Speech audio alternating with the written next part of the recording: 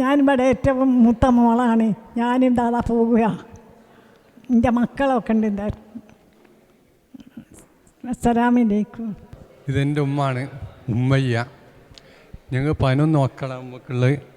അതിലൊരാൾ മരിച്ചു പോയി. കഴിച്ച് 10 ആൾ ഇപ്പോൾ ഉണ്ട്.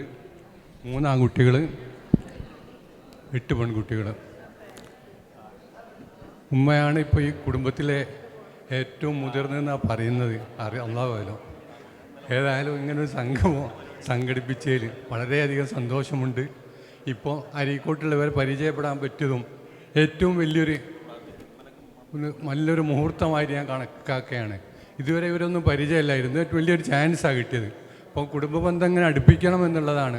കൊല്ലത്തിൽ നമുക്ക് ഈ കുടുംബം വളരെ വിപുലമായി ഒന്നുകൂടി ഉഷാറാക്കണമെന്ന് മാത്രം പറഞ്ഞുകൊണ്ട് ഇതിൻ്റെ സംഘാടകർക്ക് എല്ലാവിധ ഭാവങ്ങളും നേർന്നുകൊണ്ട് എൻ്റെ വാക്കുകൾ അവസാനിപ്പിക്കുന്നു.